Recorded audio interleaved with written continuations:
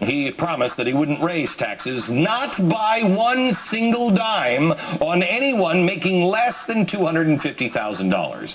I have to remind you, because nobody else besides this network will remind you of these. No families making less than $250,000 a year will see any form of tax increase.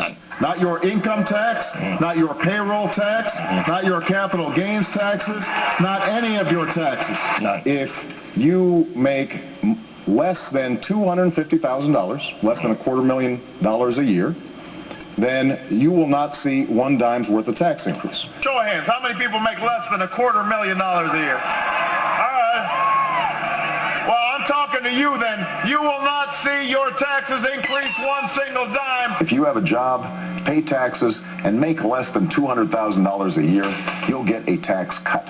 Yeah. Surprise. Surprise.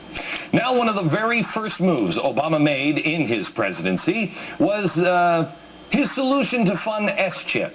It was to raise cigarette taxes, which in itself is really bizarre and a ridiculous idea, because you're basically banking the future of children's health care on the hopes that more people continue to buy cigarettes and smoke.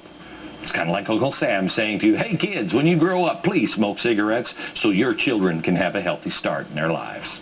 Not make any sense, does it? But it's the government. But that point is beside it.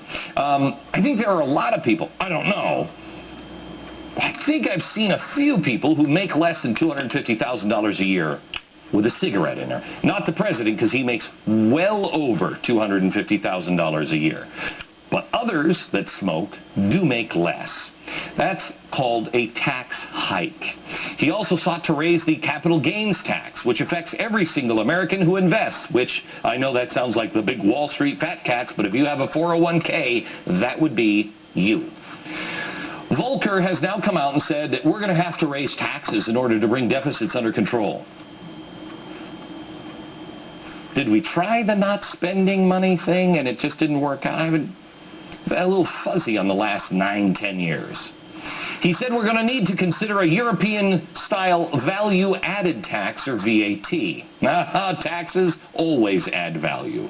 According to Reuters, Volcker said, quote, the value-added tax was not as toxic an idea as it had been in the past, and also said a carbon or related energy-related tax may become necessary. So we could get a VAT and the carbon tax? Oh, be still my heart. He also said getting entitlement costs and the U.S. budget under control may require such moves. Now, that would be cutting the spending, not raising. See the difference there, Paul? If at the end of the day we need to raise taxes, we should raise taxes. Surprise! Thanks, Nancy. I needed that little pick-me-up. In a total shocker, the George Soros-funded Center for American Progress is a big fan of this idea. Remember, a carbon tax, but also that special VAT.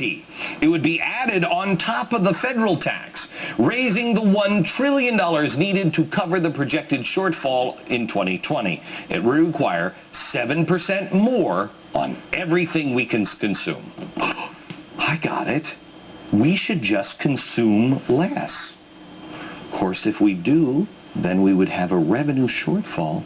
Don't worry about all the details. You can't just force 32 million people to get health insurance and then mandate that all preventative care is free, because there's no such thing as a free lunch. I think that was my grandfather that said that. You have to pay for it. Eventually, somebody pays for it. Insurance companies will be forced to give you preventative care for free, which means they'll pass the cost on to you, almost like a tax. Part of the bill that has already been passed